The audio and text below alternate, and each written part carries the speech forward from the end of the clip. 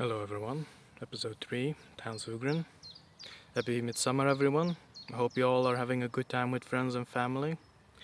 It's, it's that time again where our ancestors used to celebrate the first harvest, I believe, if not mistaken, where they celebrate the warmth that comes from the sun, the life it gives, the blossoming of nature. And with this in mind, I'm going to talk a bit about European spirituality in general. I'm going to talk about the gods and the three ways of, how they are commonly looked at. I think that will be interesting for everyone.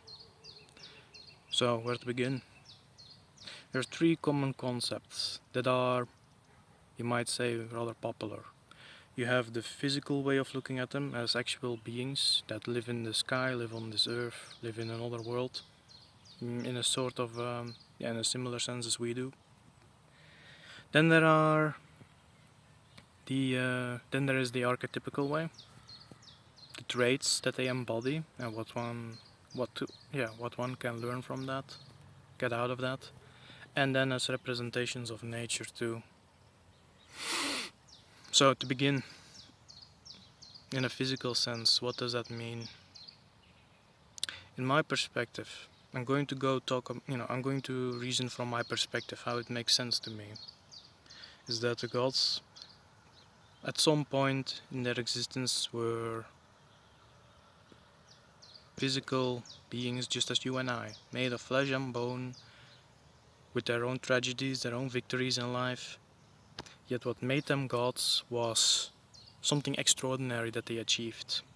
And that in itself is something to learn from. Now, what kind of extraordinary things may you do that, get you to become a god in the eyes of others, and become part of, the common conscience of our people?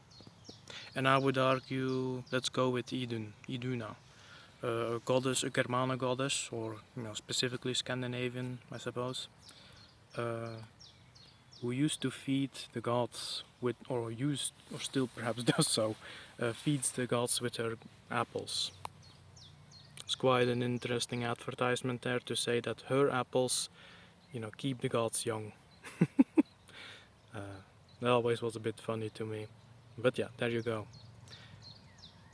And how do you look at that in a physical sense? Well, perhaps once she was a woman, one of the first to embrace what you might call taming the wild. And she might have lived during a famine, where she was given the choice to keep all her food to herself or share it with others. And as a result, for choosing to share with her friends and family perhaps, maybe other tribes, she became famous, she became well known. The story carries on even beyond her death, how generous she was, and how she saved many lives that way. It's a simple example, but that's how that tends to go. Maybe she did it more than once too. And in that way, I would say that they are definitely have been physical beings, even if they are not anymore once they pass to what you might call the afterlife. Now, what else do we have? The archetype. Archetypically, for example, with Iduna, I would say that she embodies gardeners, a gardening woman. Also a charitable spirit, because as far as I'm aware, she doesn't ask for payment. Not in any sense that I could perceive, but perhaps I'm wrong. She, she nourishes the gods through food, which is actually a very typical thing for many elderly European women, I would say, especially with their grandchildren. Yeah. I think that in that regard that makes a lot of sense as far as the archetype goes. And then now you can choose, do I find it appealing? Do I find it, it's not really my thing? That's up to you to decide whether you find traits in her that you appreciate or not. Maybe she has the traits that you would like in someone near you that isn't there already. Gives you something to look for in people too, right? So useful, these old stories. I wonder why we have them. And then, nature. How are they looked at in nature? Or as representations of nature. Now there are gods like the Green Man or the Lady of the Lake perhaps who are very much in tune with the elements. I think they are almost, embodiments of the elements themselves. That is something interesting in and of itself to think about, different kinds of gods. With Iduna, I'm going to stick with her though. I would say, you might say, oh, well, it represents, she has an orchard, that represents agriculture. Voila, now you know everything. It's a bit short, isn't it? Well, yes, of course, you can interpret that, she is a goddess that might have tamed the wilds a bit, might have gotten fruits, as a gatherer. Might have gotten fruits from the forest. She might be seen as a goddess involved with plant fertility and all of that. That is, those are varying ways you can look at it that way too. And neither of those three perspectives cancel one another out either, I would say. That does not seem necessarily... Yeah. So with that said, I think that's very interesting for people to contemplate. Now how would you do so? These are old stories, superstition. They do not, they are not relevant to us anymore. That's all from a bygone era. But I disagree. Because you can see behind me, nature is still here. As you can see if you look at my face, at least one European is still here, but yes, many of us of course. So why would the relevance fade away so long as we are still here, so long as nature is still here? I think there is no good cause to believe that whatsoever. Now of course some, malicious people have an incentive to pretend that it's all hogwash. Don't meddle with it. It looks like this and it is that and don't listen to those people if you think, if you feel a tug, if you feel an interest there. Heed that. It may just help you and become a better person than you were yesterday. You do not need better than someone else, just be better than yourself the day before. Just a little bit stronger, a little bit quicker, a little bit sharper, a little bit wiser. And that's how we grow. And that's how you become, hopefully a good, respectable person. Not too much at once, just enough each day. I think that's a good way to put it, right? And if these old stories can help you, why would you not allow them to do so?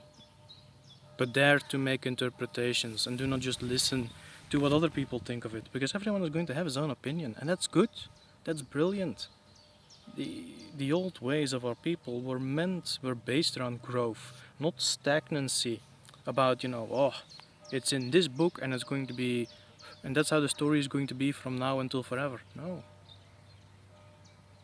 That's perhaps what other peoples do, but not the European way, at all. At all.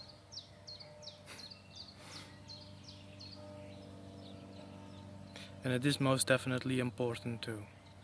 For your growth as we are now today, for those who, are inclined to take the afterlife serious too, I would say, well, with your personal growth, your spirit's growth is going to, your spirit is going to grow as well. Your soul. And that's going to be carried over. Pardon me if there is a bit of noise from above.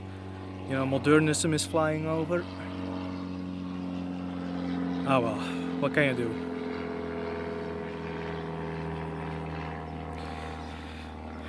But yeah, the afterlife as a spirit that grows within your body. If you pass over to there, I think it's far more interesting for you that you can actually boast that you've, you know,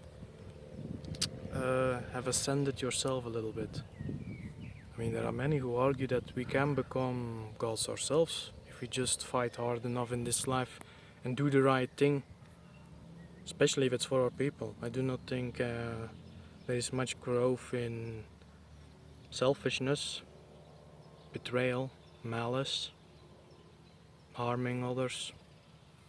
Mm, no, not much there at all. It's kind of a giving in to what you might call the easy path, the lowly nature that we all I would not say have within us, but we can definitely choose it, choose to go there. Be it we were fooled into it or chose to go in there with our eyes wide open for whichever reasons, that stays in the middle. Yeah, you know what, I think I'm going to call it one there. I think, yeah, it's enough food for thought for now. And I'm definitely going to dig into this more. I'll bring up some gods that appeal to me, that I like very much, what value that I get out of, emulating them perhaps, if that's a correct term. Going to bring up some more, varying ways how it all, interlocks with who we are, who we used to be, and hopefully that where we are going is going to be a good path. Then it's going to be about us. How shall I put it? Reaching for the stars. Although I'm far more happy if we just reach for a more beautiful planet for us to live on and have happier lives. There's so much good that can grow out of happiness if you dare to embrace it. But that's also another topic in and of itself. And yeah, with that said, happy Midsummer, everyone. Hans Hugren is signing off. Hope you all, can keep up a good day. And bye bye.